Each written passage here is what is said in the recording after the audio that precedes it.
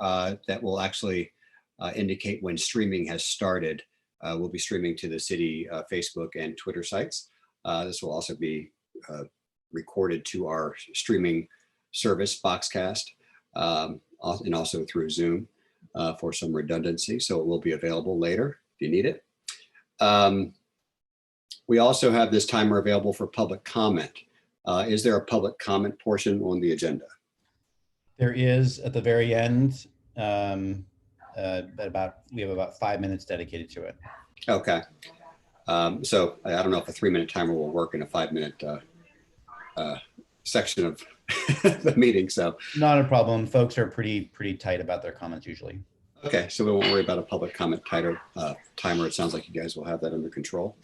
If there's anything else you'd like me to do, just let me know. Other than that, I'll just let you know when we're streaming, and have a good meeting. Thank you.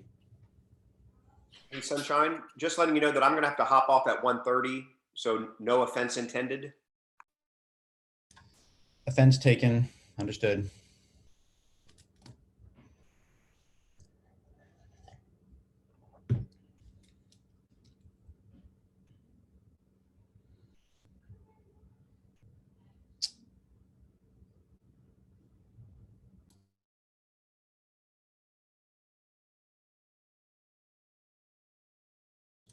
I'm muted there.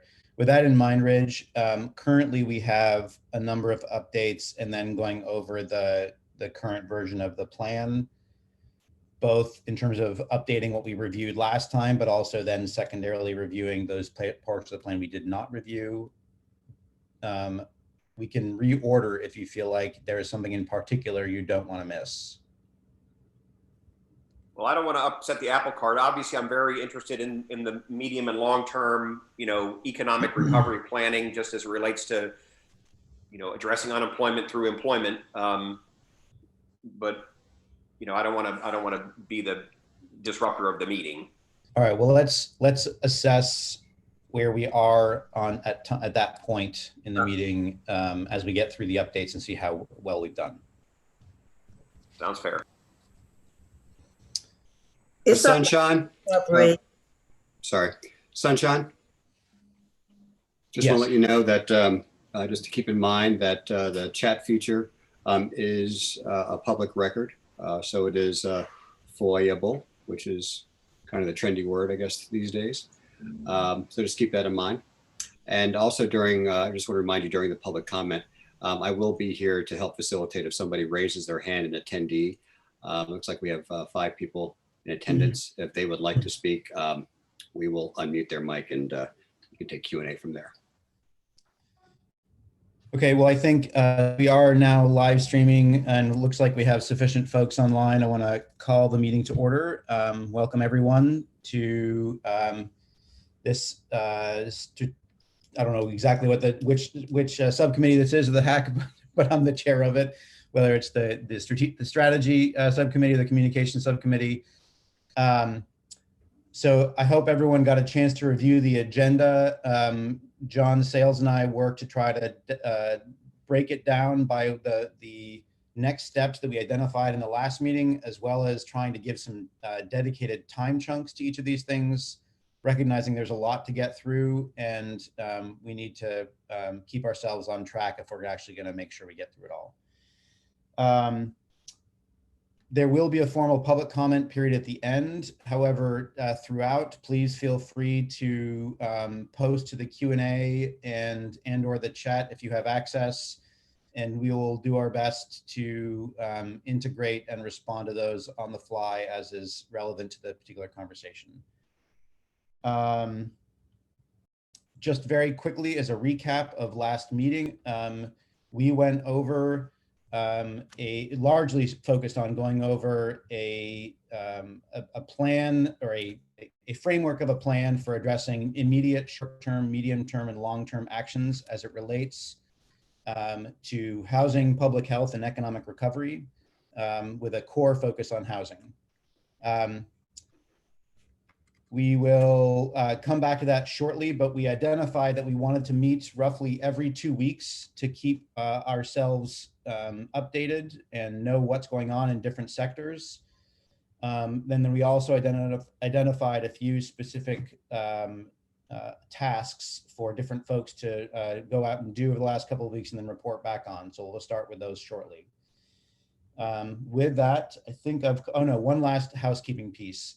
Because we have a fairly time constrained and agenda, is there someone who would volunteer to be sort of our timekeeper to make sure that we're staying on track? I would appreciate, and that may be you, John Sales, I'm not sure, but it might be someone else too, either way. I don't mind accepting that duty. Thank you. Sunshine, I did want to remind you that we were going to let HRA, the housing consultants, go first because they had time sensitive, I guess, other obligations that they need to attend. Understood. We'll go ahead and reorder that agenda item just here momentarily. But I did, with that in mind, why don't we start the timer here for 5 minutes for any sort of city update or staff report.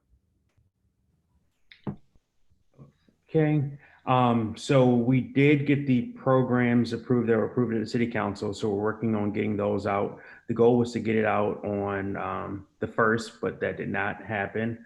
But we are going to have it out on the 13th. So next Monday, we have an application together. We have the guidelines together.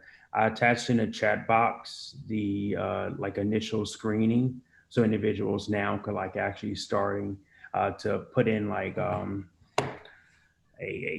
not a reference, but they could start putting the information in and get in the queue.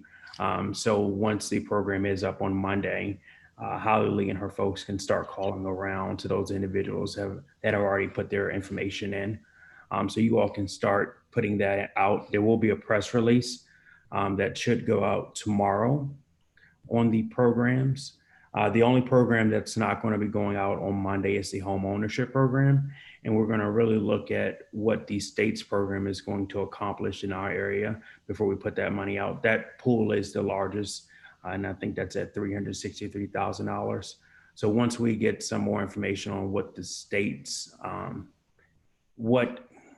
amount of individuals that apply for the state's fund for our area, then we'll determine if we need to put that out and how quick we need to put it out. So we are working with the individuals that are administrating the state fund. So I had a meeting last week with Chip, Christine, Susan, and Anthony. So we have decided we're going to start meeting at least every other week in order just to make sure we're all on the same basis and we're communicating with each other. So it's a collaborative effort. And I think that's all I have. Great, thank you, John. Any questions for John?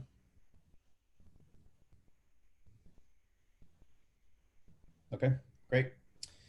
I see that handy timer there that's going on to help keep track of things.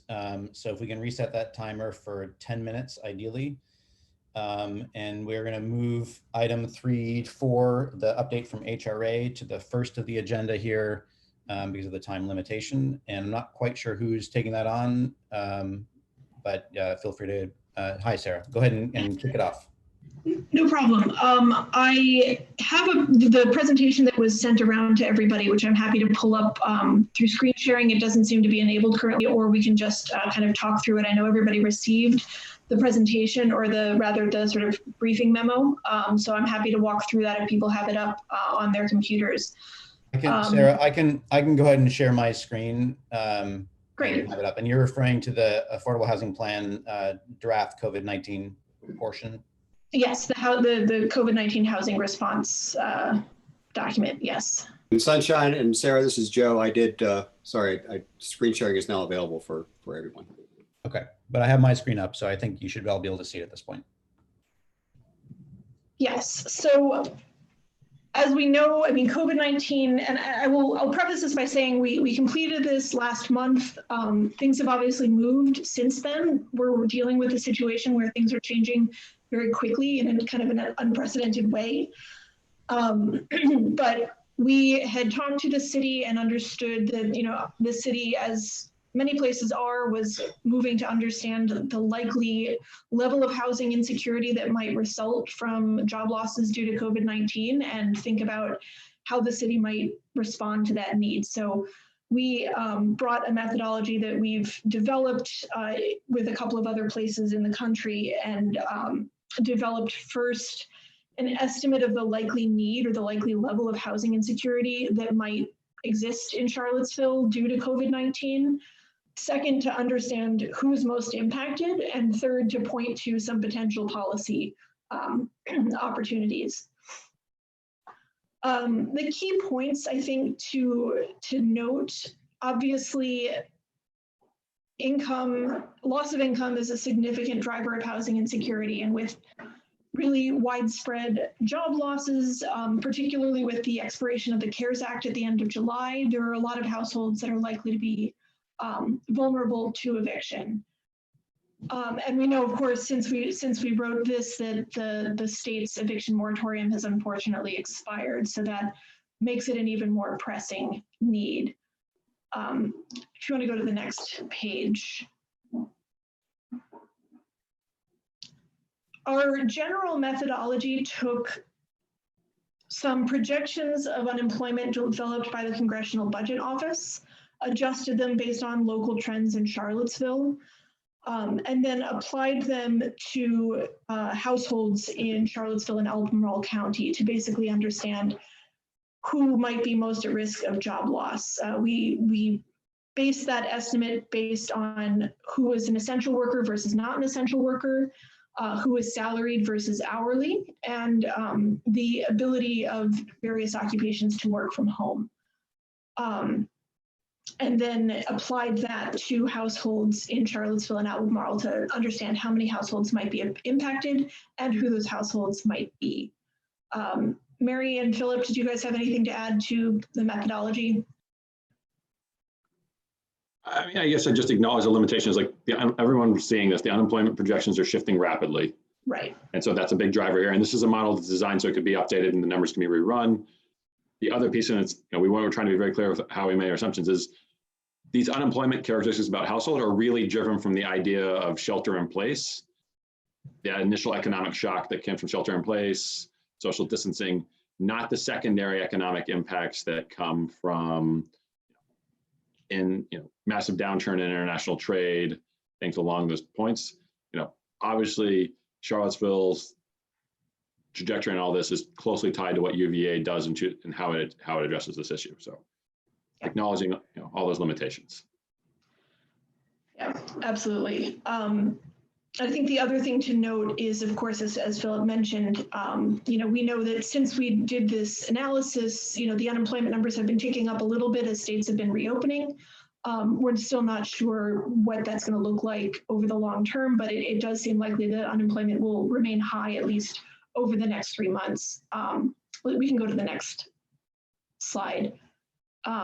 This basically just shows the various projections of unemployment that existed as of May. Obviously, the real numbers have shifted a little bit. We use the Congressional Budget Office, which is that dark green number, so sort of a moderate estimate of unemployment through the rest of the year. And we can go to the next page.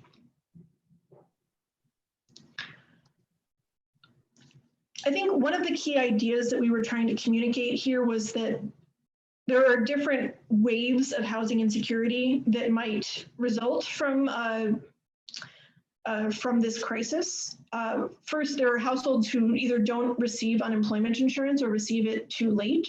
Those are households that have been accumulating pretty significant back rent over the last couple of months if they lost depending on when they lost their job or experienced a loss of income due to reduced hours. They were kept in their homes by the eviction moratorium, but were continuing to accumulate back rent. In many cases, evictions were still being filed.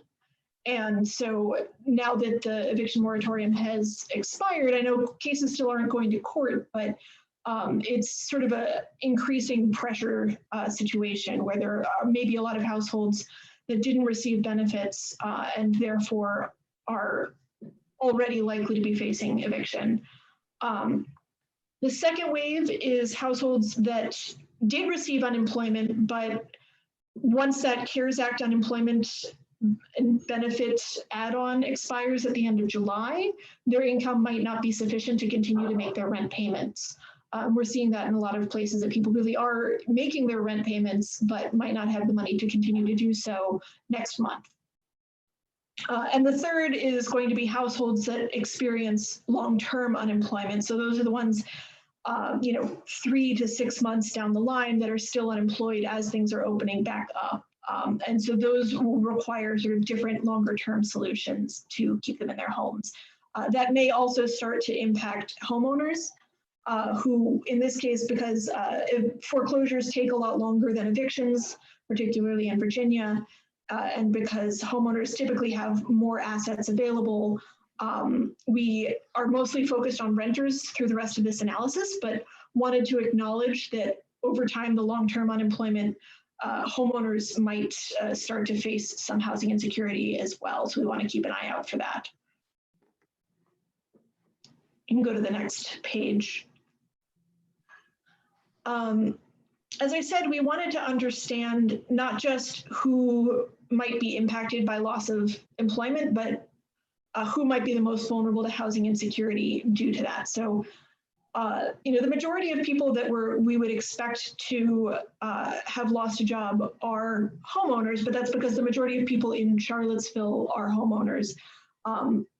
Renters are disproportionately likely to be impacted by housing insecurity. And when we break that out by income, we can see that a lot of those are renters who make less than $50,000 or made less than $50,000 prior to losing their income. We also found that the impacted households are disproportionately likely to be people of color. Mary and Philip, was there anything else that you wanted to speak to here? No, I mean, to be. Okay, and I should underscore that this analysis does look at households in both Charlottesville and Albemarle County, and that's just because of the geography of the data that we were using. You can go to the next page. So based on that estimate, it seems clear that low income, moderate income renters, just many of whom are people of color, are the most likely to have housing insecurity in the near term. And the key idea that we're thinking about when we think about how to shape a response, particularly in places like Virginia, this is a challenge because of the limited availability of tenants' rights to keep people in their homes and to help to sort of slow the eviction process. An effective strategy. I mean, most of the places that have already launched rental assistance programs have been overwhelmed by demand very quickly and run out of funds. So one key idea that we are working on with a few clients is around providing workouts where tenants pay some of the rent, but also we ask landlords to forgive some of the rent, and also trying to figure out how to expand the availability of legal aid. And I realize I've used most of our time, but if there are questions, we're happy to talk through what we did and what we found and what might be next.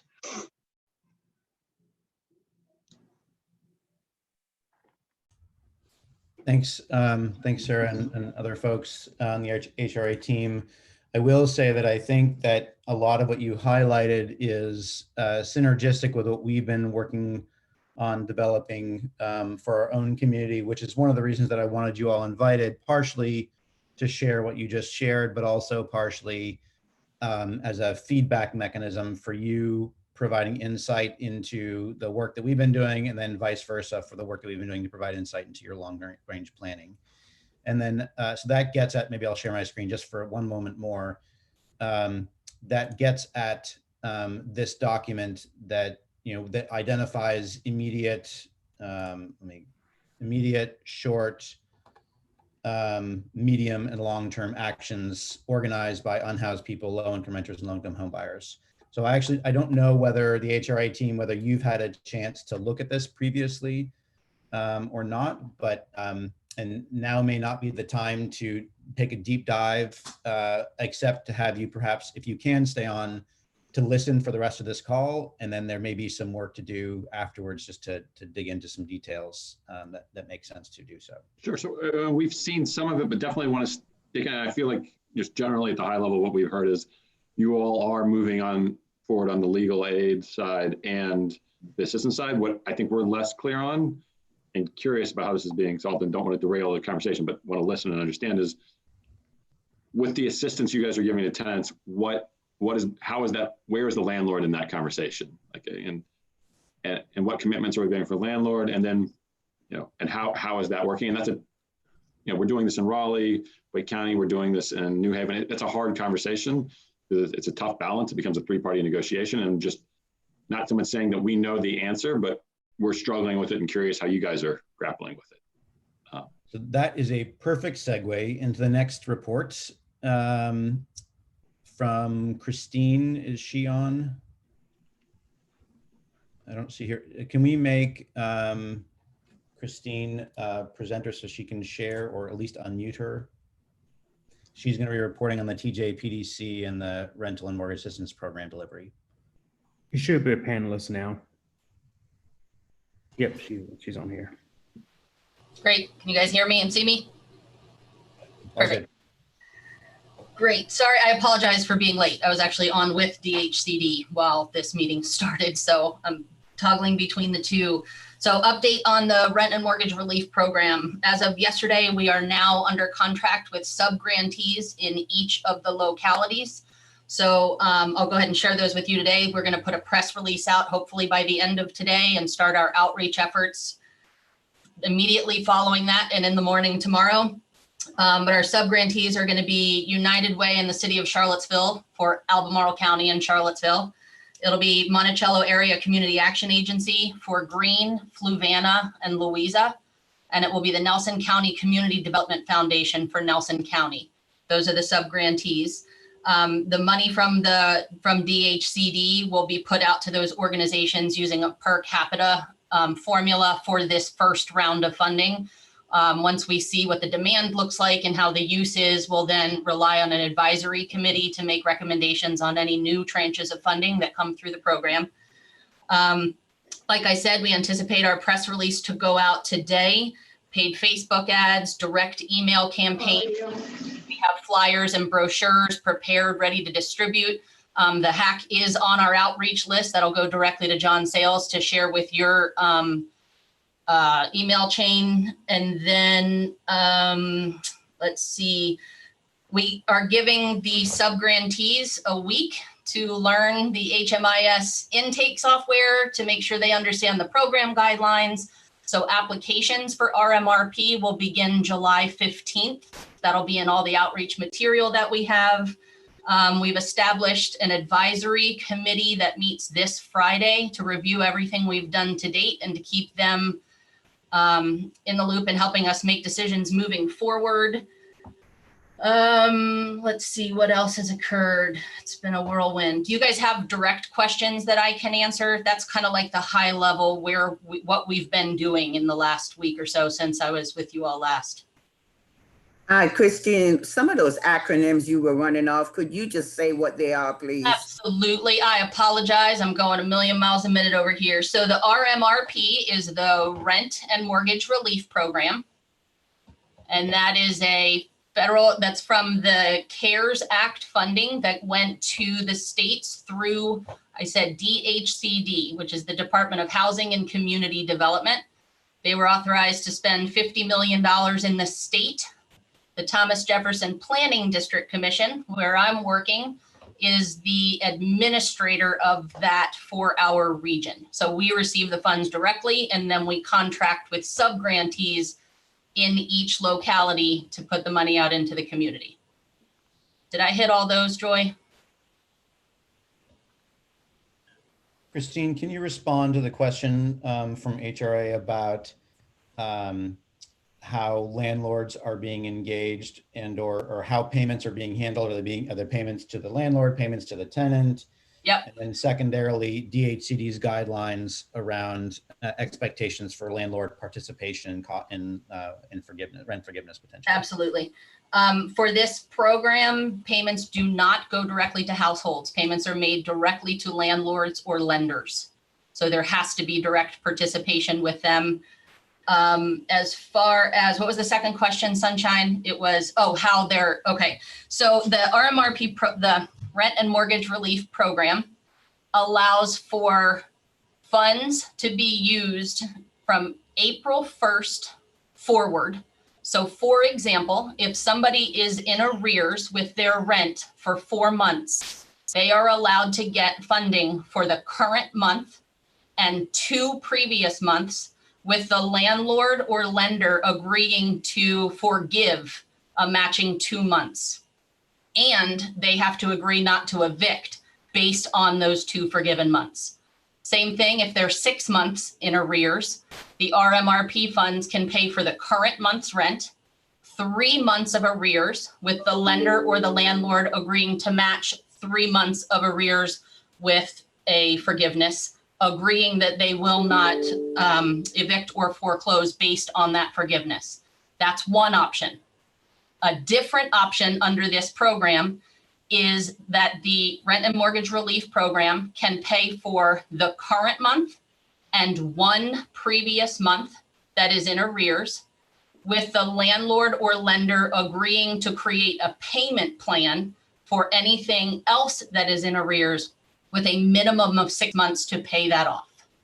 Those are the 2 different options under this program. And to be clear, those are guidelines set out by DHCD. Those are not guidelines set out by the TJPDC, correct? Correct. Yep. So there's Could state you level walk me guidelines. through an initial process that a person should go to? How would you, can you just walk me through just one scenario process? Absolutely. The first thing that a person would do is they would call the organization in the county or city that they live in, based on all the phone. We're going to put out all those phone numbers by the end of today and tomorrow. They would call directly that intake line, and the person receiving that phone call will walk through a series of initial questions: name, address, county, is it rent or mortgage relief that you need, and then discuss the required documentation. So for example, you have to have a valid lease or mortgage or other documentations that states that there's a landlord-tenant relationship. You're required to have a W-9 from that landlord or lender. That's a federal requirement. You're required to meet income restrictions of 80% AMI or below. So there will be a series of questions that those intake folks will answer. It'll be the same for every county and the city, because we're using a standard intake system and a shared database. And then folks will have to gather those documents and call back in and submit those documents. And as they're received, they are approved for that funding in a first come, first serve as they're received, once full applications are completed. Does that? Can you discuss just the second layer of that? As I understand it, if we're going to have a landlord who's going to be willing to either develop a payment plan or provide some additional forgiveness. Yes. What the process is for engaging landlords in that, so we can figure out how to help folks.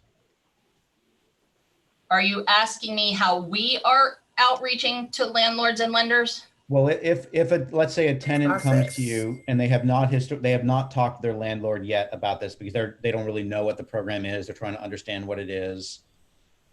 Correct me if I'm wrong, but essentially that the intake person is going to ask them to contact their landlord to participate in this process as well. And what does that process look like from a landlord's perspective? That's a great question. I would assume you all have, let me ask you this. You all have whether it was through HAC or I think it was the hub conversations that were going on. Do you all have an email list of landlords in the area that we can do direct outreach to and send them all of the program guidelines? Because you're right. As of right now, the way the program is set up, it is up to the individual to work with their landlord to get the requirements, to get the correct forms that they need. So I wonder if I'm just thinking outside the box, because a lot of landlords in the private sector, reaching a landlord, you have to go through so many steps. You know what I'm saying? You have to go through like the receptionist or whatever. And so I'm just wondering, what are some of the things that we can do to help people break through those barriers to make things move efficiently? Yeah, I would love your recommendations on that. You know, we don't necessarily have developed a direct program to support the landlords in this. So I would love recommendations from this committee to help with that, because we are just now beginning this outreach process. One thing that you could do is get in touch with BRAC, B-A-R-C, Blue Yep, Ridge, they're on our list. Perfect. and make sure that they reach out to all of their members. Okay, Make them thank know, you. That's a great idea. let them know that this is available. And it might also be useful to have a cheat sheet, very simple, that we can send to the tenant that they can send on to their landlord that explains it, rather than trying to have the tenant remember all the requirements and et cetera. So Exactly. We have a one-page flyer that's designed for the citizen that's getting relief. And then we have a trifold brochure that's going to go out that has all of the eligibility requirements and all the documentation required in order to qualify. but this would be something that's geared toward landlords, that would be given to landlords to let them understand the program. Maybe you already have that. Yeah, it's in that flyer. That flyer has like the two options. It has the particulars of those options and all of the documents that will be required in order to meet one of those. So if a landlord decided they needed more information or needed clarification, would they end up calling the same numbers, or would there be a better structure for having kind of a secondary Q&A line for landlords? They should first start with that same phone number. Okay. Because they have all of the DHC guidelines on all of those options. So they should be able to advise. Yes, sorry, Phil is pointing out that we are ending our time here, but I want to give this a little bit more time. I think some of the others are going to take a little less time, because I think this is a critical item. We want to make sure we get all the points addressed. So let's give it another 5 minutes. 5 minutes on the clock, sir. Okay, so my other question. Okay, so I know that it's going to be the client's responsibility to reach out to the landlord. So the cheat sheet, there's going to be a cheat sheet. I still didn't get it right, but you know what I'm saying, for the landlord, but also for the tenant, or the. Yes.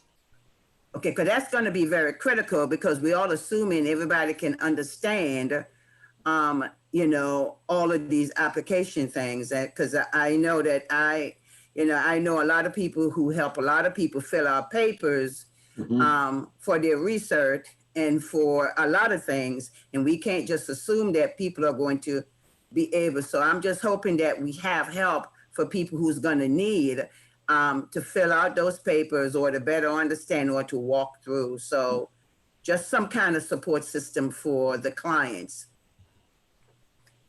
Yes, ma'am. And I'll go back to all of our materials. To your point, Ridge, I'll go back and make sure that it's very clear to the landlords their end of the responsibility, what they're required to provide. I can make sure that that's very obvious. And if it's not, we'll adapt the flyer to be one specific to landlords and pull all of the exact information as it's written in the guidelines in there for them to refer to.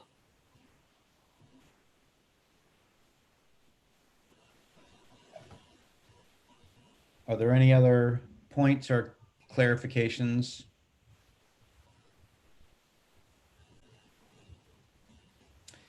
Maybe one last one in my mind, Christine, is we said this in the last meeting, but just to make it abundantly clear, that there are limitations on eligibility based on other subsidy for rent.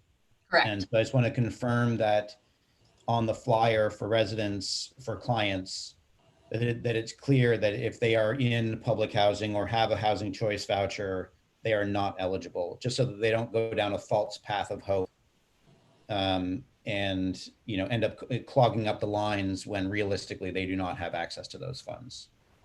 Okay. And that's probably gonna happen with Sunshine. Yep. Because people are just gonna Yep. call to see if they're eligible. So you just gotta figure out how you're gonna weed those out. I don't see any. You're muted, Joy. And if you're saying, oh, I'm muted. You're good now. You're good now. I'm good now. Housing choice voucher, what about project base? Not eligible either. Not eligible. Not eligible either, okay. Any form of additional Subsidies. Yeah, and that includes the city's voucher, et cetera. So Okay. And again, I'll double check our materials, and if it doesn't explicitly say what makes you ineligible, we'll also put that on there. But that doesn't include low-income housing tax credit funded projects like Barracks West, Moleside. Correct. They are eligible, assuming that their rent is not adjusted based on their income.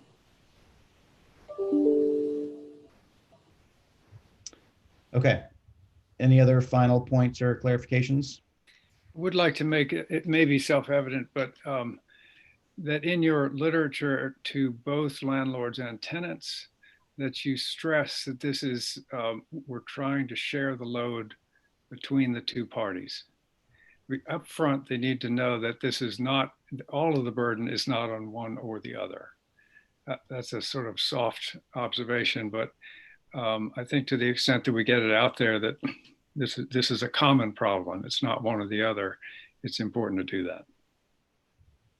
Thanks, Chris. And Brandon made a comment or a question in the Q&A. If a tenant is already in the process of eviction, either notice or summons or hearings, et cetera, are they still eligible for these funds? I would have to refer to the guidelines. I think it's silent on that. So I'm going to have to reach out to DHCD. I don't think we have clarity on that, at least per the written guidelines. I will say with the city programs, the individuals that are in the process for eviction, they're given priority. And Christina and I have talked, so individuals who don't qualify for their program, she's going to send them over and we're going to put them in a spot for the city funded programs. Yeah, and I believe priority through the 20th, if I can speak to something I read, priority through the 20th, which only gives 5 days of priority, is for anybody who has what a non-detainer, what is it called? I'm drawing a blank. Anyway, who's going through the eviction process prior Unlawful to, detainer. Thank you, unlawful detainer, whoever helped me with that. Prior to, I want to say June 8th is a priority, but I'll clarify that. And who can I send that to so that you all hear the correct answer? Should I send that to John?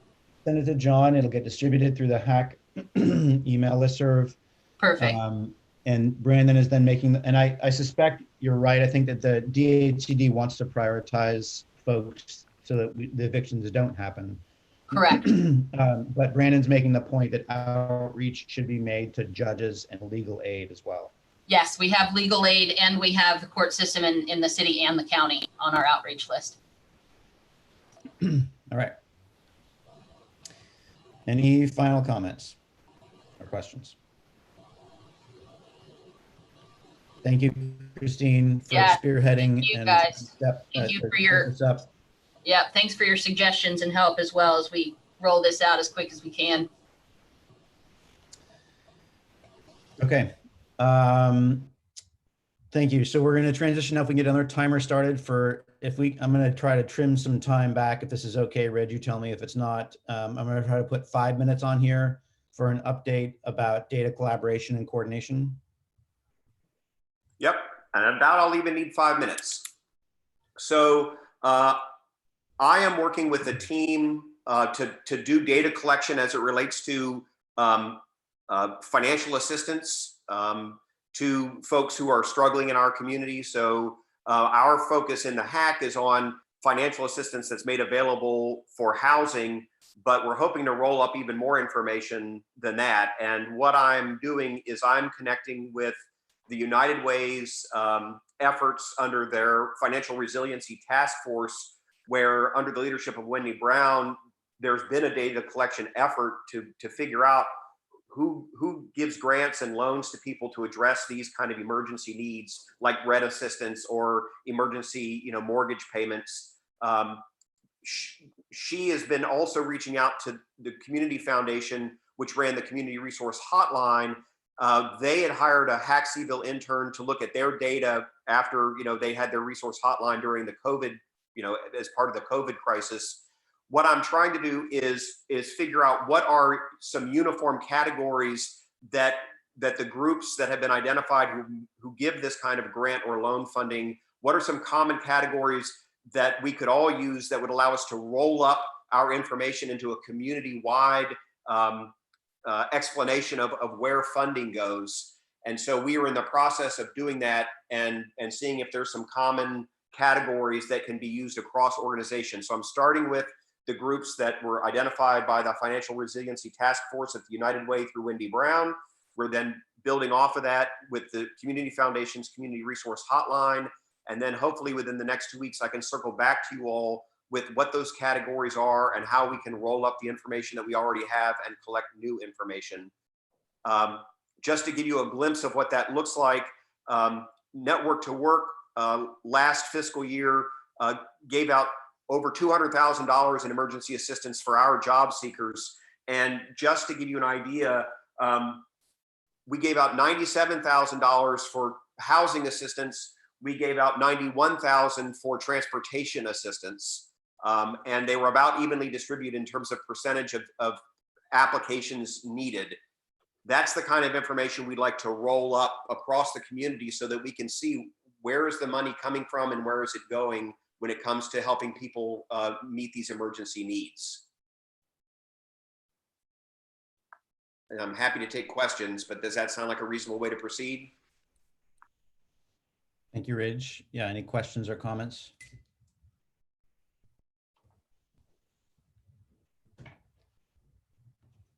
Mark this date on your calendars. I didn't use up all my time. So with that in mind, though, what I did hear, though, Ridge, is that, we talked about coming back together roughly every 2 weeks or so. In 2 weeks' time, you'll have an additional update on progress. Yes. Great, thank you. Okay, let's reset the timer. Let's give it, Anthony, how much time do you think you need? Do you need the full 10 minutes? No, I don't have many updates, to be honest. I haven't really followed through on a lot of my takeaways. For 5 minutes, and then you can give us what updates you do have, Anthony, if any. That's fine. Sure. So I think my takeaways were to try to reach out to Todd, and I didn't do that. I apologize. I will do that. I will follow up on that though this week about just where the Housing Navigation Hub proposal is at. And I don't remember if I had any other specific takeaways. I think that's Notekeeper. I think that was your primary goal. I think, one option is to consider just ensuring that Todd's here next time. So you don't necessarily have to might as well secondhand recount. Yeah. Joy, were you going to say something? No.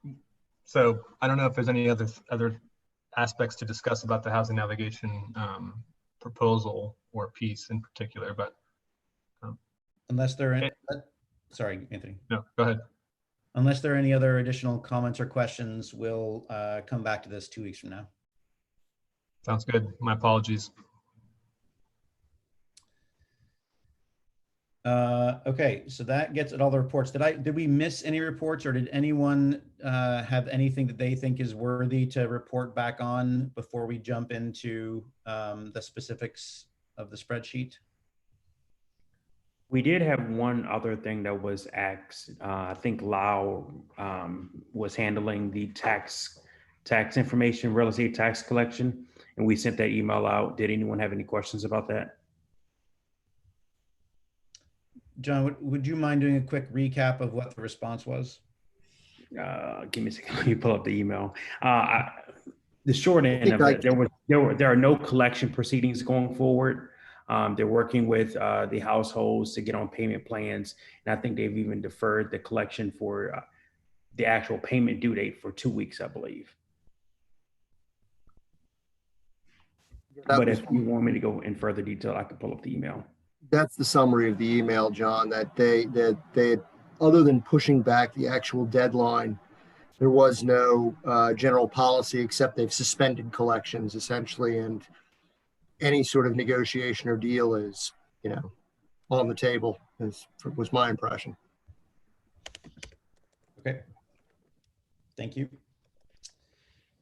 One thing we did not cover, or two things. One is that I believe it makes sense, Christine, I don't know if you're still listening, but I think given the rapidly evolving deployment of the RMRP funds, can you return 2 weeks from today or whenever we just schedule the next 2-week meeting to do another update? Yeah, I'd be happy to. Thank you.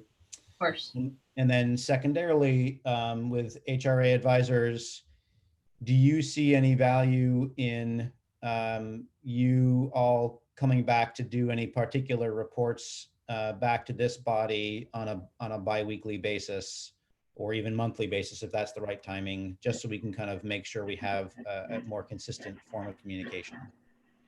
Yeah, I think we should definitely discuss what format, if any, that should take. At this point, we are not currently contracted to do any further work on the COVID-19 emergency response. I mean, certainly the housing plan will reflect and include strategies related to COVID-19, but we're not working on any emergency program design at this point. So I'm not sure that we'll have further updates on our end, but we're certainly happy to discuss the best way to keep in the loop with what this group is discussing. Yeah, thanks for clarifying that. I think what I meant more was updates in general on the work that you all are doing around the housing plan. If there are updates that happen, between now and say 2 weeks from now, this might be even although I know you have a body that you report back to, the HAC is still, I think, an effective place to make sure that we're keeping up to date on progress. Yeah, I think I would probably defer to Jenny from RHI on that one. Okay.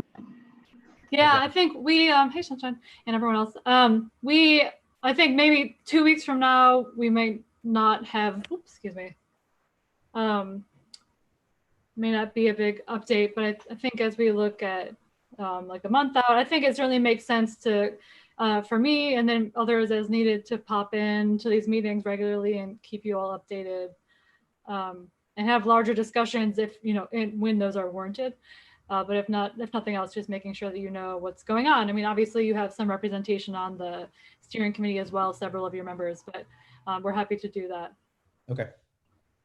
Thank you. Sure. All right, we're going to transition then into the rest of the bulk of the meeting. I do think that it's important that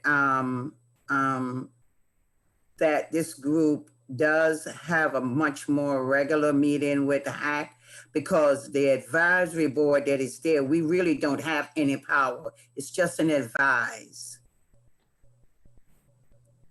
Right? It's just giving an advice or getting your input. It doesn't take a vote. It doesn't have any kind of power. It's just recommend. So I just think that there has to be another place where there is something that is blessing certain things to be recommended to City Council. Yeah, and just to give a little bit of context about where we are currently in the planning process, we are currently gearing up for a series of conversations with various folks, including City Council, in order to try to get that blessing and that buy-in and get a clear sense of what's going to be both supportable and successful and impactful in Charlottesville. So that's kind of where we are right now. I think coming out of that, moving towards the next steering committee meeting, we might have a clearer sense of how and where it makes sense to have some additional conversations and provide more updates. I don't know, Jenny, is that a fair summary of kind of where we are? Yeah, I think so. I mean, I agree with you, Joy. I think it's important, especially when we're talking about housing tools. I mean, I think this group is important to. Yeah, I do think that there has to be a much more involvement with the HAC than because the advisor group is just that I feel like it's a weak group. Okay, well, we'll keep coordinating. I can feel free to coordinate with me, or I'll reach out to you all as well as we coordinate future meetings and how we can keep this group updated and involved. Or if you could loop me and I guess John in on that, and we'll just sort of take it step by step to figure out the best process for that.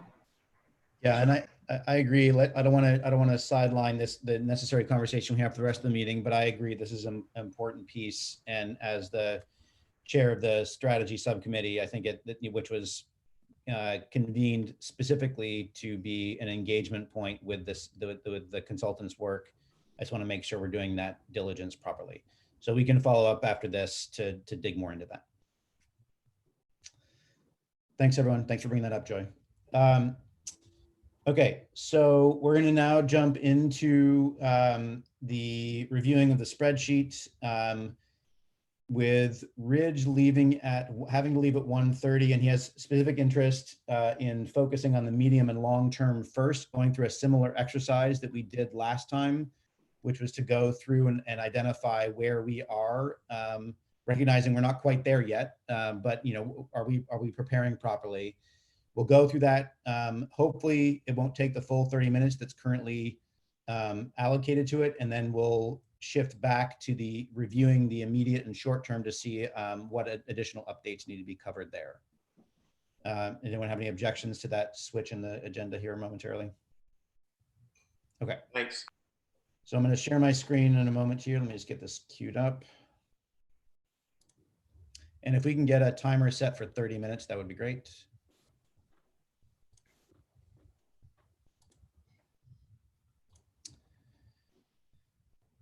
Okay, so is this zoomed in enough, or do I need to zoom in further to be able to see it? Get in closer? Okay. How's that? That's good. Just seeing some nods. All right.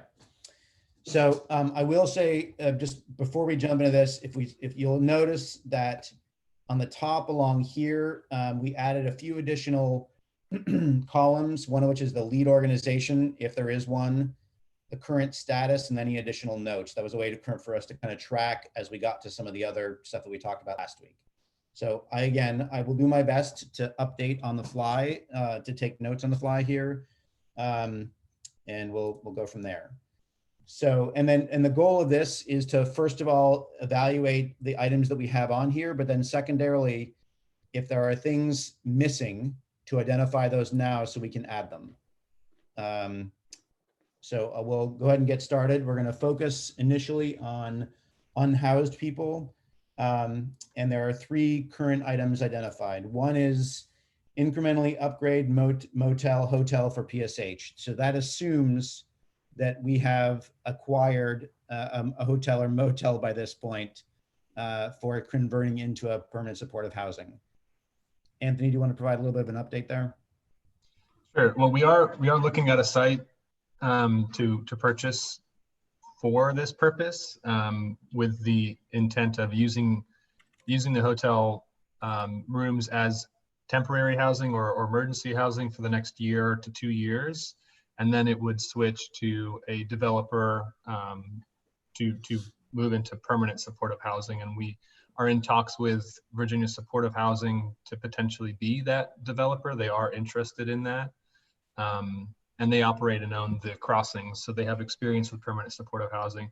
But it's definitely something we are still working on. We are not, at the point where anyone has purchased it, but we are working towards that, which is good that there's that opportunity. obviously very exciting. Obviously a lot that goes into that. Expanding CS wrap. Yeah, I'd love to talk about that. I think it expanded from the original one by I think 5 beds last year. So I think there's 15 currently. But we obviously could use more than that. But anyway, yeah.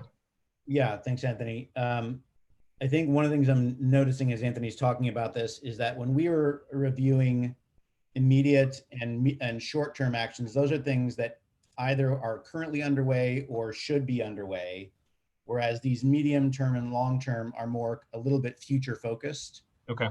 So we can't say, for example, the work's complete yet. That would be unlikely that these efforts have been completed. I think the question, and I'm open to suggestions here about how best to organize this conversation, but is to go in there and confirm that we collectively agree that this should be a priority, Right. and identify any steps that need to be taken to get to that priority, to achieve it, Right. and then adding anything that seems like it's missing. Does that seem like the right approach? Yeah, to me it does. I think that's good. So maybe I'll say, instead of on track here, I'm ongoing, I'll say on track. I mean, we don't know for sure whether or not we're going to get that other site. Right, but we're exploring it. Expanding CSRAP, I sort of see that as a city being responsible for that because that's city funds. Yeah. What is related to that though is, John, sorry, Sunshine, John's program, there is a significant amount of money that was set aside that can be used for rental payments. Now it's only for 6 months. So it would be nice for a portion of those folks, especially those folks who are disabled, to be able to move on to something more permanent after those 6 months. But I think it is worth saying that that is also underway or accomplished, I suppose. But so I think in that context, because it is 6 months, it is something to think about. I mean, it's not going to be able to support people long term, even though we know that folks, especially with disabilities, are going to need a long term support.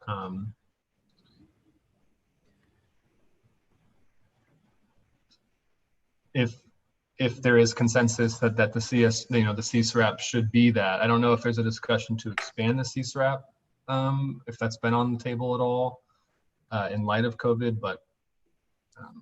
I think one of the conundrums here, correct me if I'm wrong, and I'm speaking to everyone here at this point, one of the conundrums is recognizing that there are multiple priorities, and increasing CSRAP has been one of those.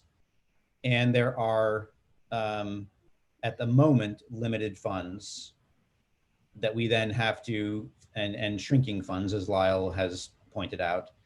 And so we have to somehow develop some level of prioritization. Yeah. One question I think for this body is where on the prioritization chain, in terms of our advocacy, in terms of the stance that we take, how does this sit in increasing CSRAP versus, other things supporting low-income renters or low-income home buyers, et cetera. And I don't know that we're going to get to finalize that today in this, short conversation. So I'm open to figuring out what other additional notes to put here at the moment. Yeah, that's tricky. So can I just get a better understanding? Please, Joy. So when you're saying to expand CSRAP homeless preference, can you just elaborate a little bit more? Because I thought that that was happening now with, if you do a referral from the Haven or wherever, then people was served or they were. So can you just explain that to me? Because I thought we were doing both. Mm-hmm. Yeah, I no, thought they were both going on where you were looking at the Section 8, the existing Section 8 program that the Housing Authority have to get some of those people off of that list, and also preference or referrals. Isn't that happening now? Were you asking to expand and get more? And if yeah. so, there needs to be a much bigger discussion. Agreed. So yes, it is currently happening. There is a preference for homeless folks referred through TJAC. I believe it's at 15 total vouchers. And I think there's one we're working to fill right now. And so the question was, if I remember correctly, if CSRAP was going to be expanded, which is a big if, that, you know, the homeless preference also be expanded as a part of that. Because these are folks, you know, who I would argue are at the high priority of needing housing, especially because of the pandemic. So that was the context for it. If that helps answer the question, but yes, there is a preference, Joy, currently going on. Of course, it is limited, but as is everything else that we're working with. So. Would it, and not to sort of belabor this, and I apologize, this was covered while my internet connection was unstable, but it may be worthwhile to look at the actual allocation and present accounting for the SISRAP, because we have allocated funds and started to roll out for vouchers, but there is considerable reserve money there. And I'm not sure what the status of our burn rate is over there.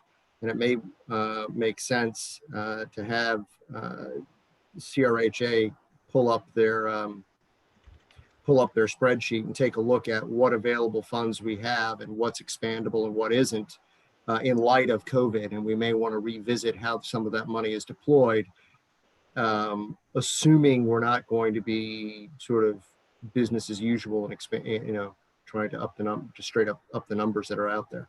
Okay, so we've used 10 minutes of our 30 minutes on the first two topics. But the point here is to consider, the under expansion of CSRAP. I moved down here a little bit just to put that comment about consider utilizing reserve funds under current circumstances. So that'll have to be followed up with, and this is probably CRHA city conversation. And Sunshine, this is Brenda, if I could offer an update. The last report the Housing Authority gave to the City Council, the minimum homeless preference of 15, they were actually housing 30 under their last report. Okay. Voucher cap, but 30 served. Thank you. I'm going to keep moving here. Continue providing shelter and hotels for people at high risk for complications.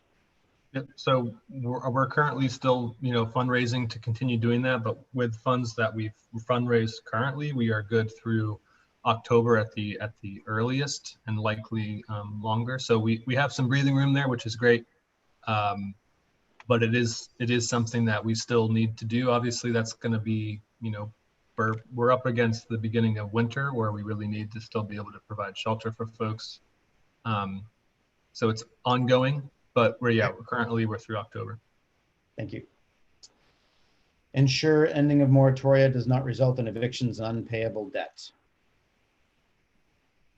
That's a big one.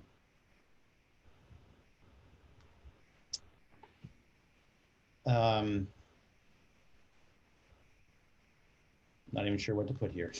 I mean, I think we're working on that based upon the state's program and the city's program to address the back rent when making these payments.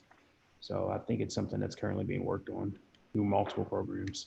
I think that's fair at the moment, pending seeing how it goes and moving forward. But I think that's fair. Engage partner systems, TANF, child welfare for eviction prevention activities. Or Lyle, sorry, I've got something on the last one. Yep.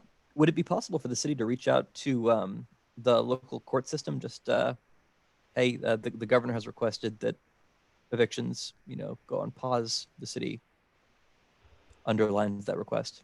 To my knowledge, the local courts haven't agreed to do that yet. Okay. Engage partners, TANF, child welfare, et cetera, for eviction prevention activities. I have no idea what to put here. I'm not sure who would take responsibility for that and whether that's ongoing currently or not.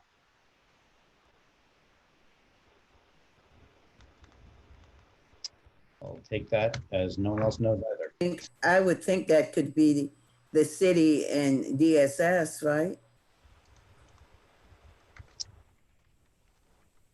Why wouldn't the city?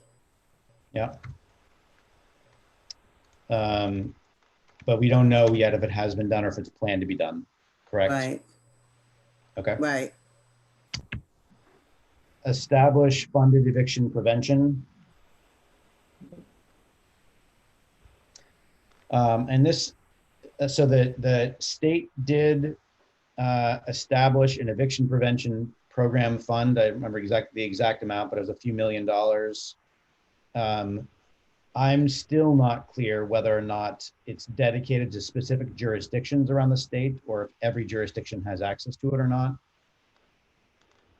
The one that we were just talking about, Sunshine with Christine, that's what you're referring to, right? Different. No. Eviction prevention fund it was a separate topic pre-COVID that was approved in last year's legislature. Okay. Oh, I see. So I'll just put it on my radar to follow up on, because I know the state past funding is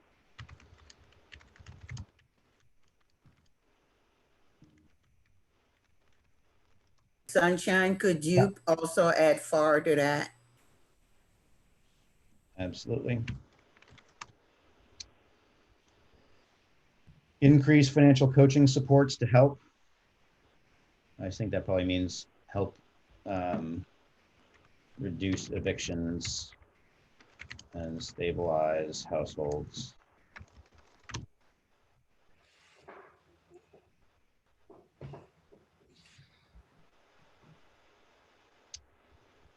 The only thing I would say is that I know I've heard comments from organizations around the city, service providers from around the city, that everyone is trying to increase their financial coaching capacity, but I'm not yet aware of any dedicated funds to assist with that.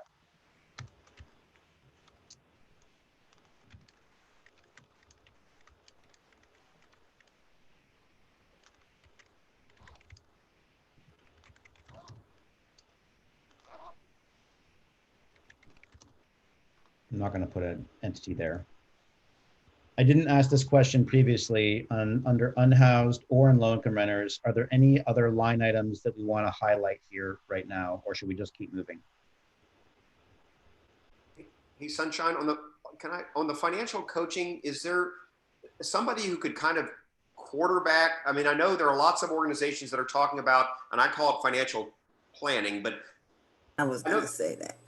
I think it would be great, and I can't volunteer anybody to do it, but if there's not a quarterback who's looking at these various organizations to figure out who should go where, it's just going to continue to be just kind of fractured. And I don't know what should go in that box, but I think we ought to figure out who should coordinate the financial planning for these low income renters as something to put on our to-do list. Got it.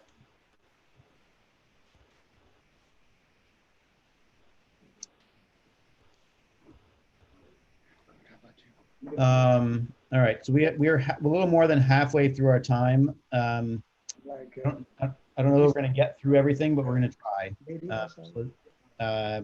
So moving on to low-income homeowners, increase housing counseling or housing counseling and down payment assistance to ensure low-income homebuyers don't lose ground.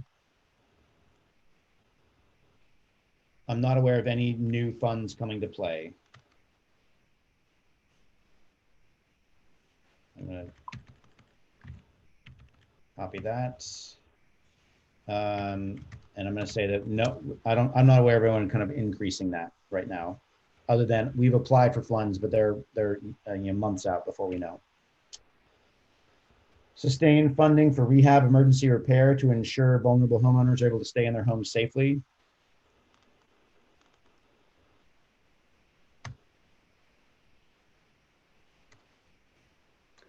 Hey, Sunshine, this is Corey at AHIP. As far as sustained funding, in the current fiscal year budget, the CIP 500,000 has been completely zeroed. So not only is it not sustained, but it's actually a loss of funding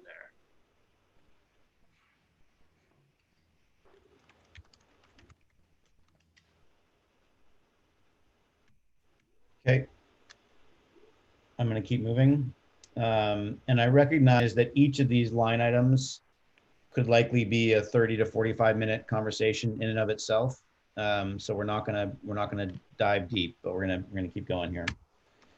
Plans to sustain funding for affordable home ownership, use market downturn and prevent speculation identification.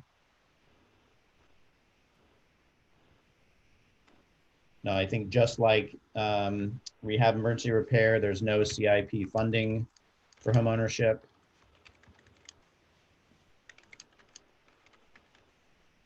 This year.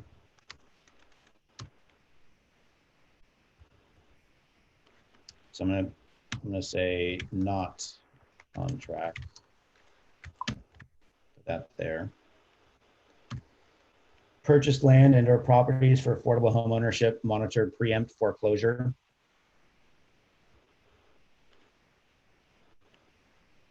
I actually have a lead on this, if you can believe it. The intersection of was it 10th and Preston, it was demolished as part of urban renewal, but the land's still there. The city owns it, and there's money to redevelop it or to redo it right now. That could be land to do this. It's in play. I think. So what do we want to put there? Do you want to just put that location, or do you want like kind of, how do you want to qualify that on here? Evaluate. Yes. Evaluate city sites for opportunities. I'm going to put your name, Lyle, just so we don't lose that.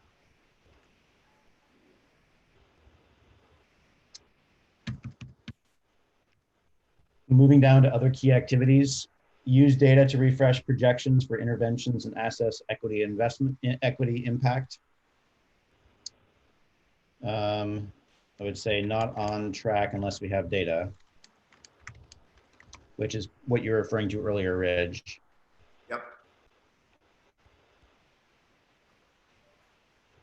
So I'm not sure that the data I'm going to collect, at least initially, or that we're going to collect initially, can be disaggregated by race to look at the equity impact, but we can certainly strive toward that.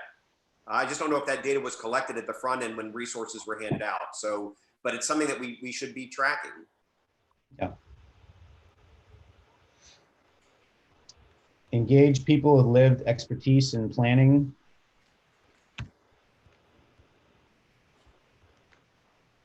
I think similar, probably. I mean, this is a somewhat future casting, so we have the opportunity to kind of do something different than what we have been doing.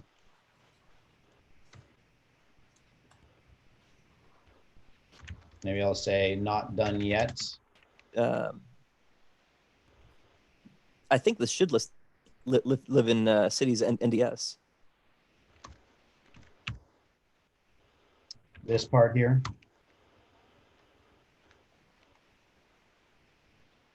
Lyle, you're semi-frozen, so I'm not sure if that's what you meant, but I think that's what you meant.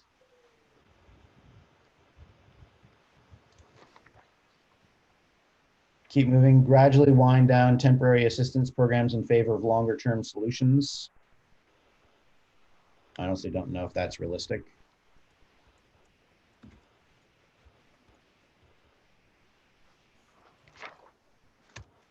Focus recovery dollars and efforts on rebuilding equitable economy rooted in racial justice. So Reg, this is the language that I included from your comment over email. Yep. And I understand this needs to be refined, but we have a huge racial disparity in income in the city of Charlottesville, and I've mentioned it before, but 53% of Black families in Charlottesville make less than $35,000 a year compared to 16% white families.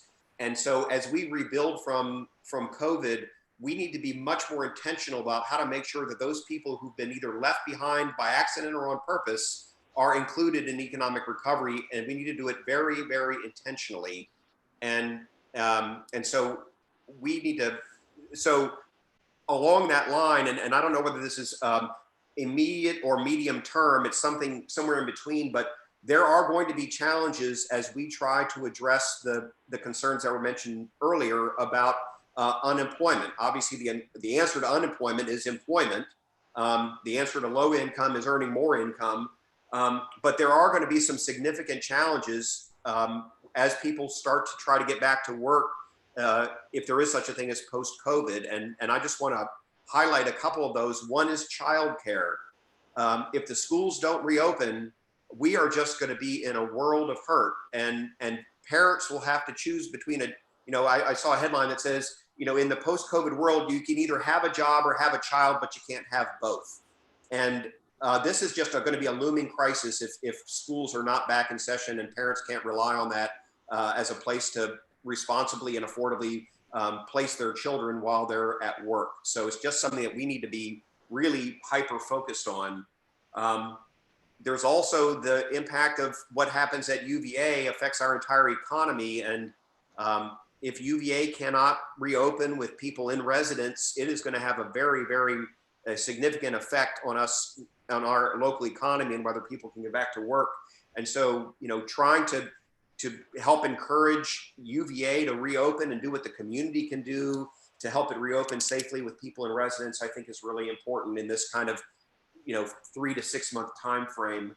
And then lastly, the unemployment benefits run out if somebody is offered employment. So if you're offered the opportunity to return to your job and you decline because you don't have childcare or because you're afraid of returning to work, you're going to lose your unemployment benefits. So even though unemployment benefits in theory might last through the end of the year, in practice, they may end a lot sooner based on the opportunity, quote unquote, to return to your job.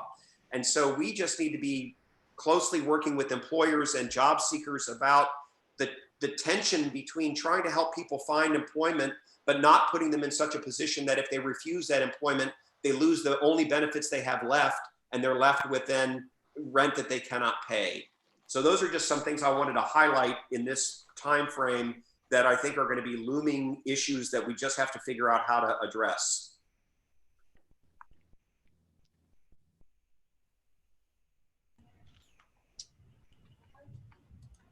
So, Ridge, for the moment, are you okay with the notes that I've just sort of very briefly put here, recognizing there's still a lot of work yet to do in this category? Yes, thank you. And I think what's obvious, I think what's obvious to me is that, when we look back up to the notes we took for all these were all relatively straightforward and were actionable or not, depending on what we were doing in the current time. These, as I've been taking notes here, are much more difficult to figure out how to wrap our heads around and organize around.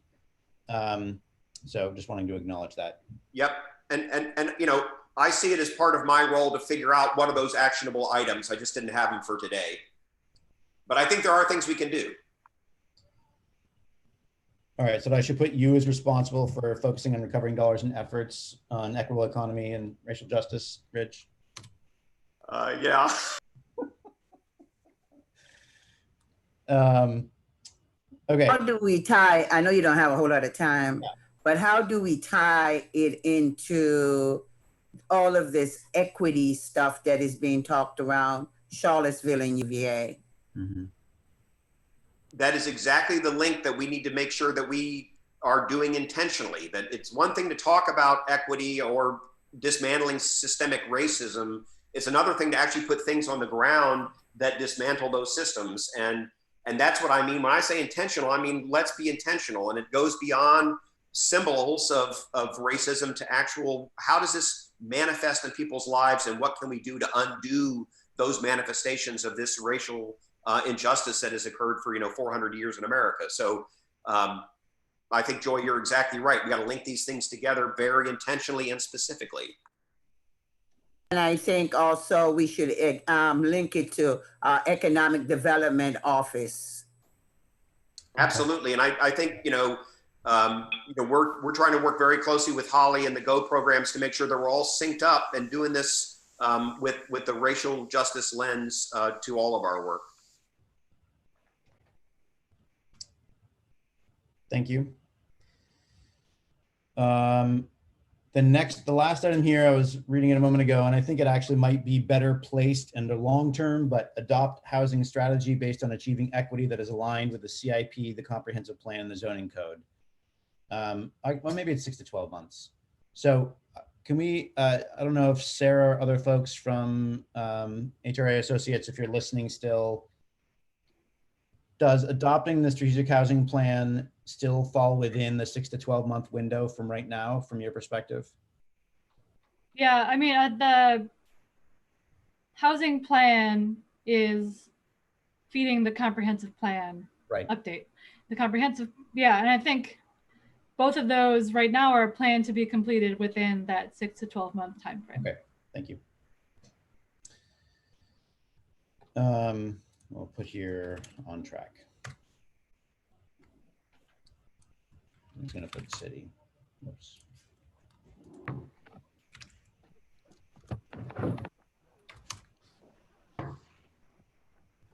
All right, so we have 1 minute left. We have a choice here. Either we can transition and start to talk about something that's long term, although I'm tempted not to do that. I'm tempted instead to go back up and go over these. I'm seeing one agreement. Do other folks agree as well? Okay. Agreed. Okay. So if we can reset the timer for 20 minutes, that'd be great.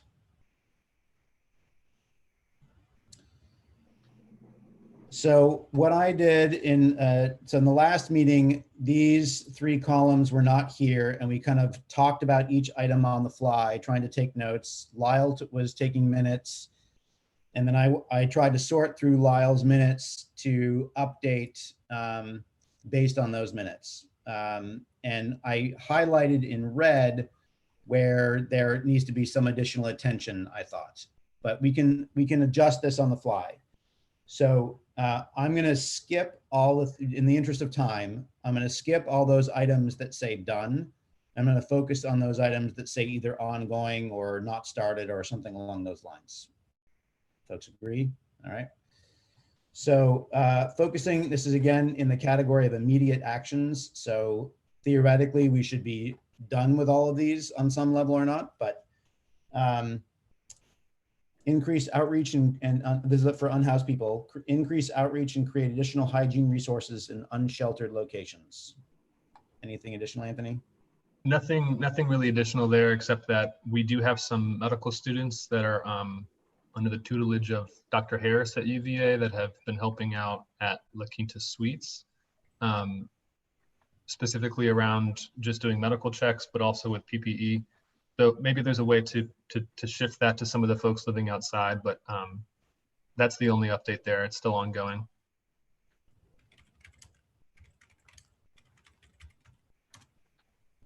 Okay. And I have to head off, so I think that's the rest for the unhoused section, but. Thanks, Anthony. Thank you. Encourage, even though this is marked as done, we identified last time that it needed to be renewed. So I don't know if, encourage jurisdiction-wide moratoria on evictions. We know that's currently not the case, but is there anyone, sorry, I'm looking in the Q&A here, see if there's any updates that anyone's providing.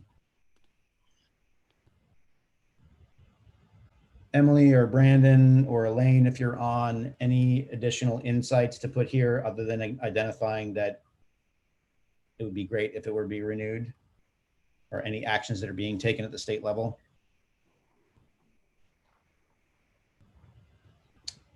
All right, I'm going to keep going. If someone sees something pop up in the Q&A, please let me know, because I can't look at both screens at the same time.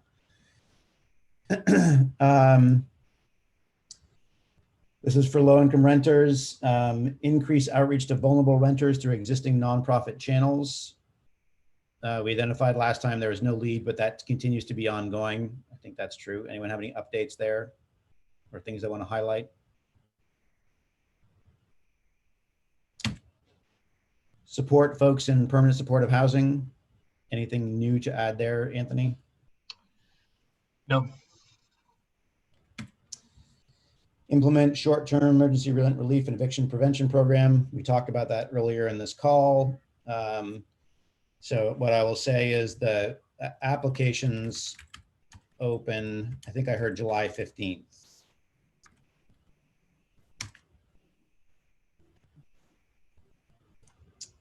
Increase outreach to vulnerable homeowners to soon to be Hey, Sunshine. Yes. Could you make that the wording a little bit bigger for me? Sure. Thank you. Is that better? Yeah. Yes. There's a lot of information to keep on the screen, but hopefully that'll work.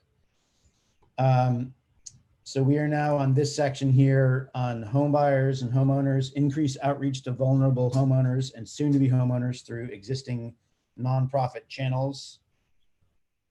Christine, I don't think Christine's on here anymore. I do know that when we were talking about the DHCD funds to be distributed, that there was, it is open to both homeowners and renters. And I do believe that there are some agencies identified in the various jurisdictions to coordinate homeownership outreach. So I'm gonna actually put TJPDC here now. And I don't know what the details are, but partners are identified. Partners have been identified. That is true. It's Sunshine. Yeah. Emily had said she had her hand up in the question, and and she was there for 20 to 30 minutes. So could you acknowledge her, please? It's hard for me I to don't know on which one. Yeah, it's hard for me to see that when I'm in share screen here. So hold on a second.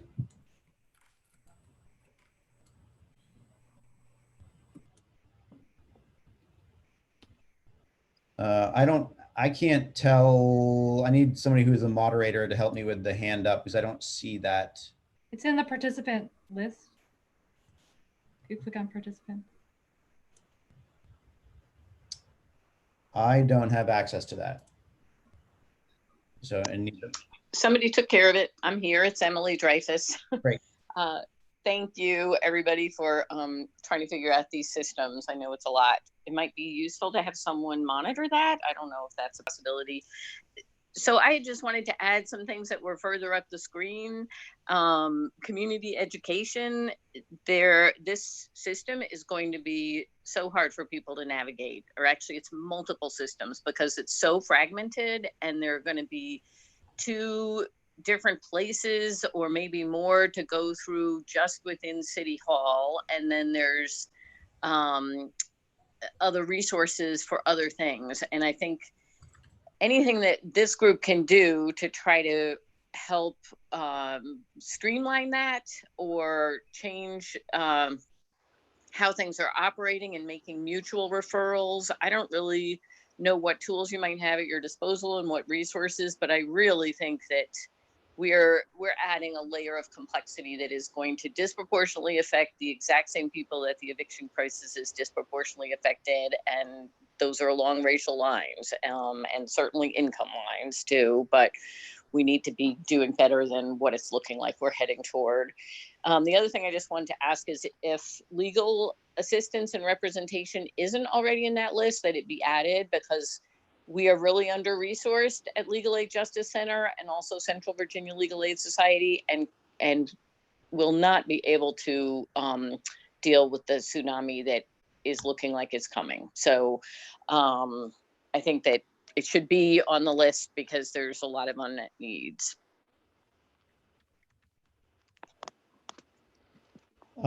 Thanks, Emily. I did have one comment question on your first point, on as it relates to community-wide education on the resources. One question is, have you been or legal aid been in conversation with TJ PDC, with Christine and her team in the coordination around the outreach? I have not been in touch with Christine. I was really glad to see her contact info on the chat. I've been in touch with Matthew over at the City Pathway Fund, and he had given me the update on what was happening a week or so ago. So we've actually been flyering some and are working to gear up, and LAJC is working with several volunteers and local groups. The Democratic Socialists of America have a really large housing team. So we've been starting to get the word out to lower income residents, and we'll be gearing that up more over the next couple weeks. So my strong recommendation is to connect the outreach work that that they are planning with the outreach that you are already doing, and that you have the additional, not you specifically, but all the folks you just listed have the capacity to connect with folks on. Because you know, TJPDC is developing these flyers, is trying to do their best to coordinate, but I think any critique or expansion of that would be welcome. Okay, thanks.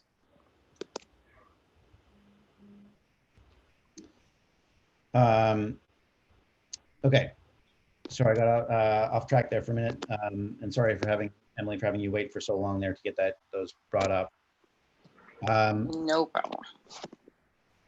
So we talked about this being open. Emily just brought up, you know, community-wide education on resources that's related to this item. So I would say that this is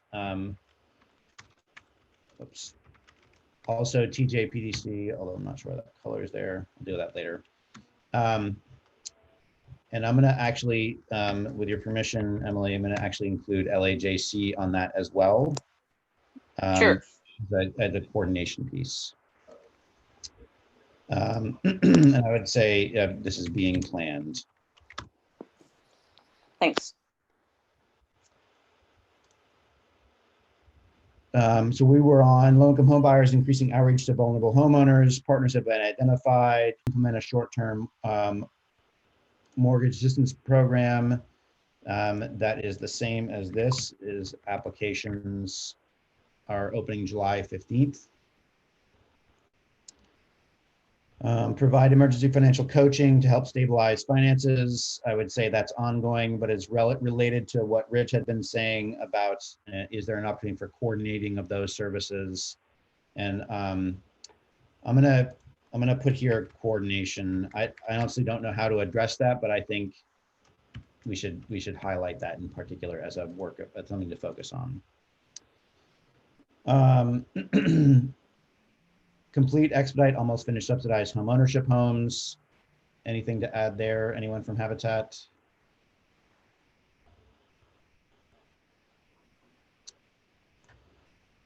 Complete ongoing and scheduled emergency repairs, prioritizing vulnerable households. Corey, anything you want to add there?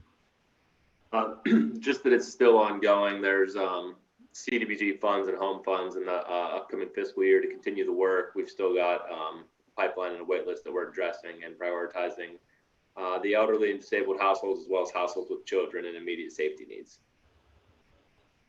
Thank you.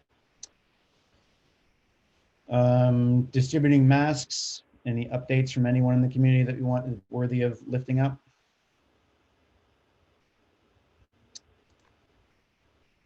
Utilize existing relationships through NGOs to distribute relief. Any new updates there? Ridge spoke to this one earlier and is going to come back in a couple of weeks around data collection, where we acknowledge that we have fallen down is engaging people with lived experience in planning. Correct me if I'm wrong, but nothing has changed on that front. And then highlighting what Emily just said, which is that additional legal aid resources are going to be necessary in some way as well. I don't know in particular, Emily, if there's anything to add to that. I don't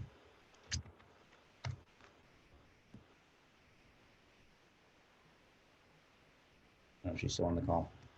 Sunshine, the Chamber of Commerce is dispersing masks and little business kits out. Yeah, I think there are multiple organizations doing so, but I'll include the chamber as one. On the legal aid resources, I think it would be helpful to talk about insufficient capacity to provide phone advice and legal representation for people having to go to court with unlawful detainers, and also community education material distribution. So I guess the question is, I can put those in there, but if you have, are there certain avenues for advocacy to achieve those that you have identified, or no? Well, if the Dillon rule is abolished, then we could have a right to counsel for the city and even for the state, but and that would guarantee people going to court on an unlawful detainer would have a lawyer, or I believe that would be a guarantee. I'm not sure if I'm overstating that a little bit.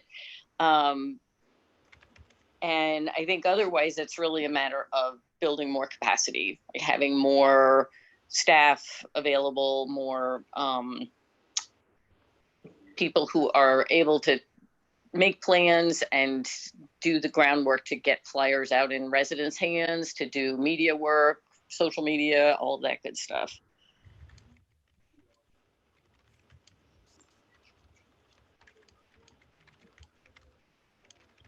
Okay, thanks. Mm-hmm. All right, where are we at time-wise? 5 minutes. There's a lot to get through in 5 minutes. We are at 1:35. The meeting actually ends at 2, so I guess we're a little faster on some of the other things. So maybe we'll have, if we can reset the timer for 12 minutes, and then that would give us enough time to then still have the remaining pieces we need to deal with. So I'm going to go through, and maybe what I'm going to do, just in the interest of time, is I'm going to highlight those that have red on them, which are sort of in particular, either they have not been started, or there's some resource lacking or something along those lines. Folks okay with that? So I'm not sure, I think Anthony had to leave, so I'm not sure he has any update here, but we identified last time that engaging people with lived expertise to increase outreach, especially in rural areas. I presume that is the same status, unless someone knows different. Purchase hotel or other existing facility. Anthony referenced that there are some conversations going on about a potential site. So that is ongoing. Begin aggressive landlord engagement activities to increase supply of affordable rentals. We identified last time that that's effectively stalled. The housing hub would be one part of helping with that, but also we also identified that landlords generally aren't looking right now for new tenants. Does anyone have anything they want to add to that or change?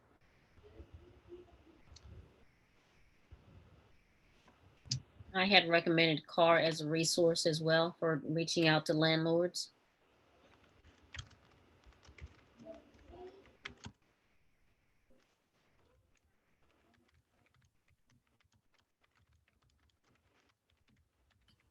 Okay. Sunshine, has anybody reached out to UVA for students that aren't returning and the possible vacant units that would represent? I don't know. I can put that on here as well. Okay. I believe Anthony has reached out to UVA. I think we talked about that maybe 2 meetings ago, and it didn't go very far, but you might be able to go back and try again. I don't know. Ridge had both Ridge and I have put forth a couple of feelers as well. Ridge with more success than I, but I'll circle back to Ridge and ask for an update. I thought Ridge was opposed to the idea and wanted to encourage UVA to get the students on campus, and he really wasn't focused on that idea. That was my last memory about that. Well, I was speaking more generally, just in terms of coordination with UVA, period, on housing issues and utilization, both. So it's more a matter of getting communication going in a substantive way with the university right now. Okay. Joy, did you have something? I was wondering, do anybody know what's going on with the UVA Housing Committee? The last that I heard is that it's nothing. Okay. That they continue to be focused on just managing their own crisis at the university and have not had the bandwidth to really kick those committees off. I have continued to advocate for that committee to get going quickly, but to date have heard nothing. Moving down, invest in Housing Hub and housing navigation. Anthony was going to report on the Housing Hub. We have said that we're going to push that off for 2 weeks. Excuse me. Engage people with lived experience to increase outreach. Again, not started. Emily, since you're still on the call, I don't know if you have any particular insight on ways that we can get that started, or do we just continue to move forward with, we're not really sure quite how to do that? Well, I think the thing we have talked about in the past is that people need to be compensated. And I know that the consultants have been working toward that. And for the steering committee members, for the low income folks that participated, they have offered compensation, like an incentive amount. So that's helpful. I don't really have other great ideas now because of all of the difficulties. I was encouraging LaToya on the Brick and Story consulting group to look at providing incentives and working through that system, but I'm not sure that it's really been possible under COVID. Fair enough. Sorry, I'm going to throat here.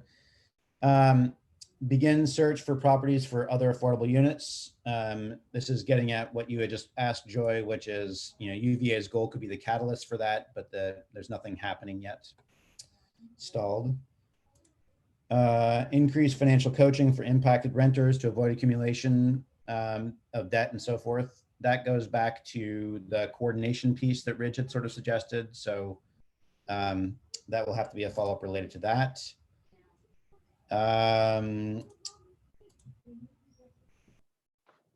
Increase financial, that's the same thing, increase financial coaching again. Increase subsidies to complete expedite progress on affordable home ownership and rehab emergency repairs. We identified previously they were both stalled because of funding cuts in the CAF. And unless anyone sees any path forward, I think that's still stalled. Offering tax relief forbearance to low-income homeowners. So basically, what can I put here quickly, John? Basically it says the city is working with each homeowner. Affected homeowner, is that correct? Yes. Okay. And I'll just say ongoing. Okay. And then other items we identified as not started are implementing transparent, equity-based decision-making. Although to some extent, this is not perfect, but this venue, this process is a step in the right direction in that regard. Partner with NGOs to update estimates about real-time housing needs. Using data to project need for varying interventions and inform equity-based decisions, and engage people with lived expertise in planning.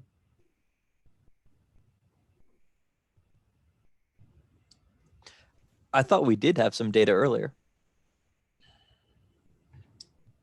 This data, you mean for this line item? Using data to project need.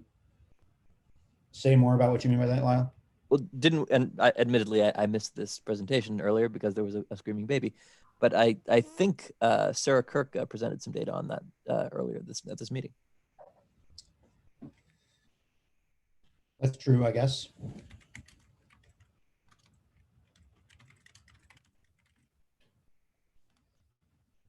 Okay. Can I ask a question? What has actually been done to engage people with lived experience to participate? Has anything been done besides just saying we want to do it?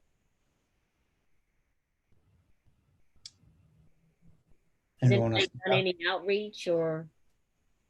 Well, I think Just ask the question. maybe I'll echo what Emily Dreyfus was saying a moment ago, which is that there had been plans to have the HRA associates engaging folks on a more regular basis and including those folks in some of the actual outreach, but COVID has complicated that process because a lot of that outreach would have been door to door and so forth.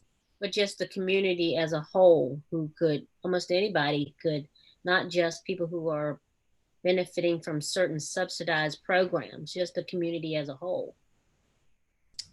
I don't want us to have just like a narrow focus. Sarah or Jenny, I don't know if you're still on the call, how did you share what the current, what progress has been made on that front in your work?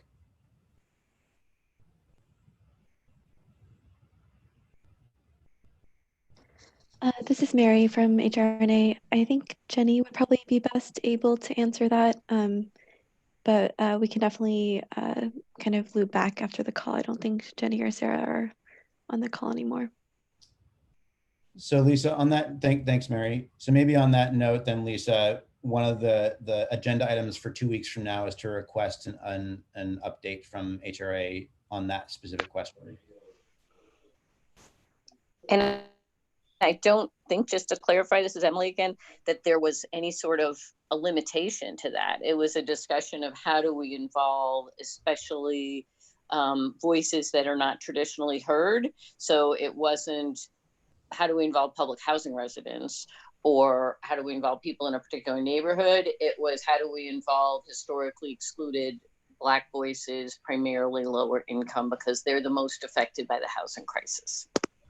I understand that. I'm on the steering committee. I understand a lot of what they're doing, but just us as a group in whole, what are we doing to help with that outreach?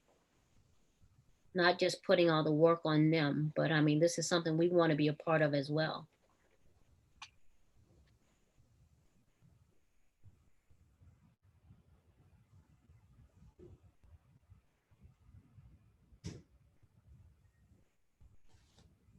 So I think that resounding silence is progress. What's that, Lisa? I assume that means it's a work in progress. I think that's right. There's some material on that for the comp plan, and I'm hoping that there's going to be more as part of that process. But that's, it's too early to even point to anything at this point. Yeah, I'm familiar with that part of it.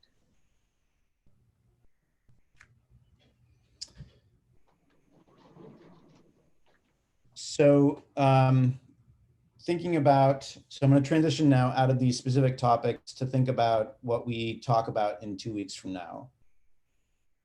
Because when we went through this exercise 2 weeks ago, I thought it felt very productive and helpful to kind of go through each line item and make sure we were all caught up. This session felt a little less so to me. And this is me speaking, like we got a little bit more caught in the loops of what ifs and, thinking about future planning versus actions we're taking now. I would love to hear any insights anyone has about how to utilize our time 2 weeks from now so that it feels effective in the planning process, including potential action steps. And so any insights onto how best to utilize our time in 2 weeks from now would be welcome. Is it possible to focus more on items that we have started absolutely nothing on, have no results on? I mean, we have a lot of things that we have some activity on, but there's some that, there's actually no movement from even the last meeting. I also sensed a little bit of a shortage on sort of the, we know that something is ongoing, but sort of a dearth of detail on the what exactly in some of these. So if we can get sort of a more solid sense of what the actual steps are, other than, well, this is ongoing. Well, what does that mean and what are the next steps? So if we can have some of the participants tasked with pieces of this report back on that in a sort of nut and bolt way. I agree. Editorially, I don't think it's helpful to see lines that are done as part of the conversation. It's good to know that they're done, but just as we're thinking about them and seeing them, I think it could help us focus to see less. Have a done bucket that's a separate box entirely. Right.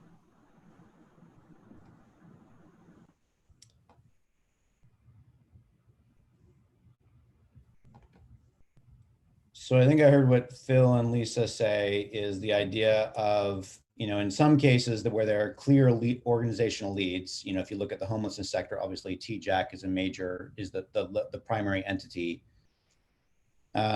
going through and providing a little bit more of a nuts and bolts in each of those pieces.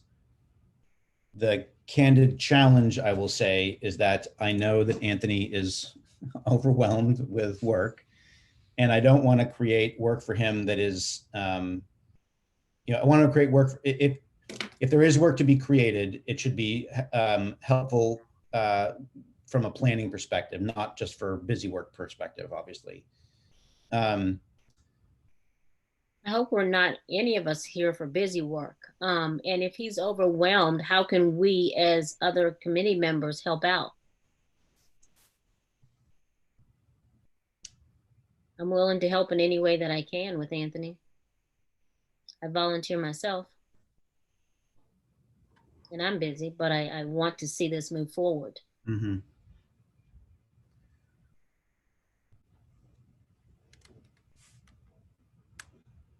Let's noodle on that for a second. Are there any other comments that people have? We'll come back to that in a second, Lisa. Are there any other comments that people have about how when we meet again in 2 weeks, what else would be useful and productive seeming?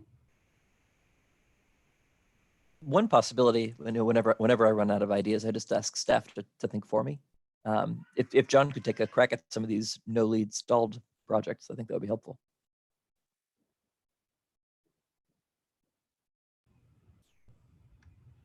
John, any response to that? Yeah, I'll take a stab at them. That's fine. Thank you.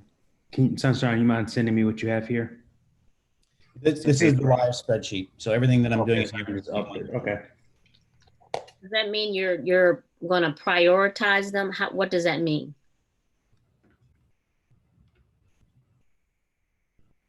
I thought, I would assume when he said stall, just analyzing what those are, what would be the good partners for it, and what will be the next step for getting them unstalled. Are we going to prioritize any of those? Because there's a lot of them on there that says stalled.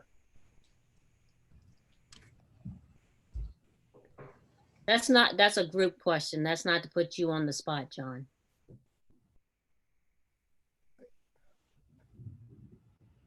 Kind of struggling for an organizational framework for this. I think we all are at this very moment.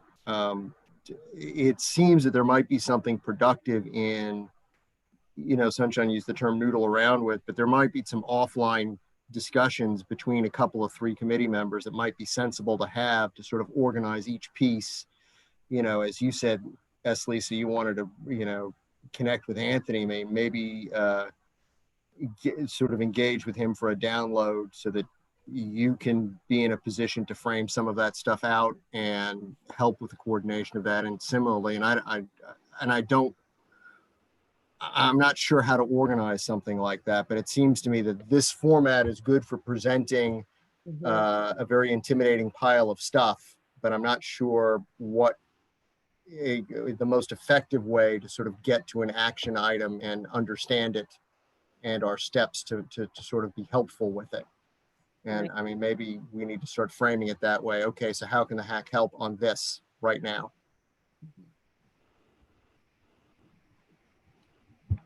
Maybe have certain breakouts on certain stalled topics. Yeah, I mean, maybe we need a summary of what's stalled and what needs to move forward. And as Lyle pointed out, clean this up for just that, and then try to organize the data and the task list based on just that, and see what progress we can make to be able to, to when we reconnect in 2 weeks. And I know that sounds fuzzy. The reason it sounds fuzzy is because it is fuzzy. John, how do you feel about the idea of doing what Phil just suggested, which is kind of sifting through these to identify where there are things that are stalled and so forth? I mean, that's somewhat what I tried to do with these red versus black, organization on here. The things that seemed like they needed more attention.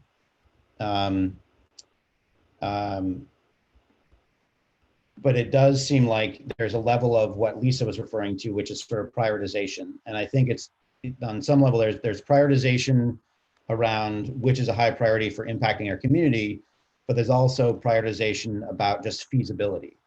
So for example, let's just look at this one down here, increasing subsidies to complete progress to affordable home ownership. We have funding cuts for AHIP and LEAP. That's not feasible to address in the short term. Like, we already know the city council has made its priorities clear.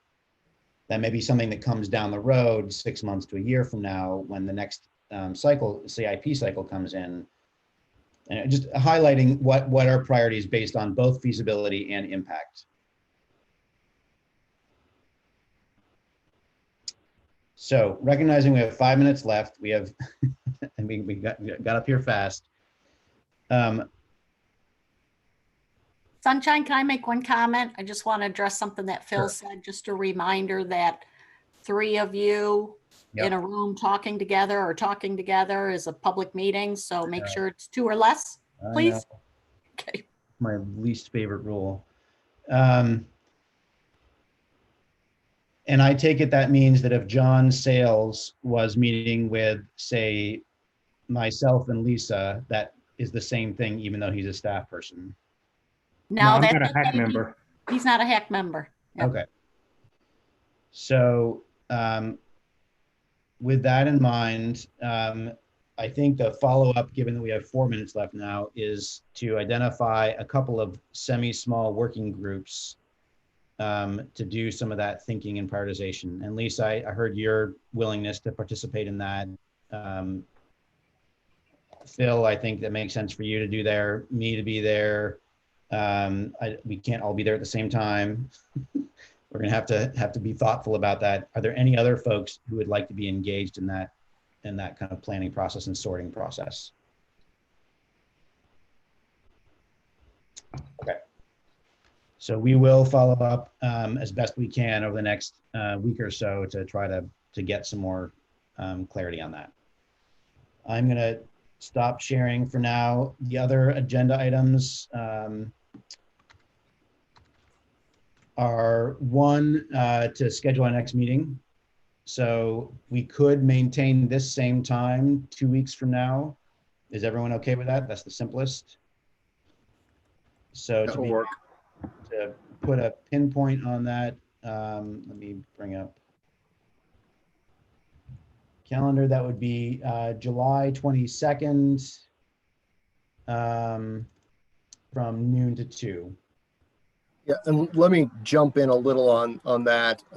We do have the regular HAC slot scheduled for next week, and my thinking is that we do have, in addition to COVID, a couple of matters in the policy subcommittee, the zoning text amendment, and Chris Meyer and the short-term rental presentation.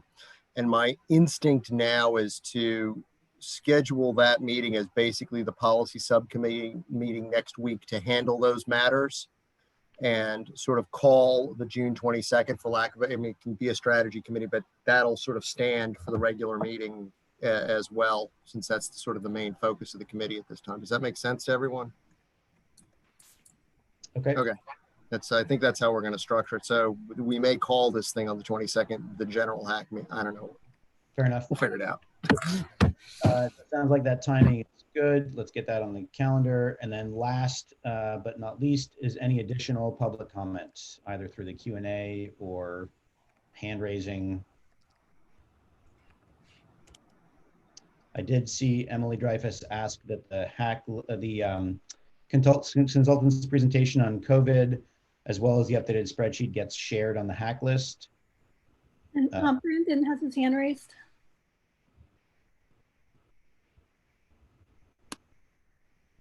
Hi. Real quick, and we really got to hop off to our next thing. I just want to throw out there, and I wasn't really sure where it fit into the spreadsheet and all, but you know, I'm worried about kind of two things. One is how you handle the Pathways Fund and coordinate pathways with the state fund and the city program to make sure that that Pathways Fund just doesn't go out there willy-nilly. I think it's pretty flexible and seems to me like if you could connect with the Pathways folks and get them hooked either into the state thing or the city thing, and then use the Pathways as sort of a last resort for folks who can't meet those qualifications or whatever, you know, whatever's weird about either of those programs. I think that will save money for everybody all along the way. So can you know, make sure that Pathways is coordinating with everybody? And I assume, you know, TJPDC, they do pretty good. I'm assuming they're going to do that work, but that's a real worry for me. Once, you know, Emily called it a tsunami. I think it really is. And I'm really worried about the money flowing out the door really fast. And I think that's going to be kind of a next priority for the city and everybody is to, you know, advocate for, dig up, scrounge up, figure out as much big chunks of money that you can get into these programs and use them effectively, because, you know, this is going to be a long-term situation. So I really think prioritizing finding additional funding for all this stuff is a big deal. So just throwing that out there. Thanks, Brandon. I'll be sure to follow up with Christine to make sure that coordination that you first referenced. And just to highlight or to echo what Brandon said, I don't know if everyone heard this story or not, but in Houston's obviously a vastly larger city than Charlottesville, but Houston a few days ago, or a couple of weeks ago, established a $15 million rental assistance fund, and it was gone in 30 minutes. Yep. That's really tragic. This is Emily, and I just wanted to make one additional small comment, which is that as you do your small group work, if you can look at what are the most urgent priorities, I think it would be really important, because this list started when we were in a very different space and time, and now we're looking at an incredible displacement and homelessness crisis. So I think the fact that some things might not get worked on is okay. And as long as the things that really can make a difference become higher priorities. That's just my thought. Thank you all. Thank you, Emily. Thank you, Brandon. Any other further public comment? Not a public comment. Did we establish a turn time for John's relook and tweak? That's going to be a follow-up with a small group discussion here shortly. Okay.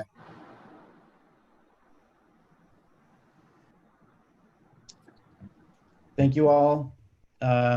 Stay safe, stay healthy, and keep on keeping on. Everyone, bye-bye now. Thank you.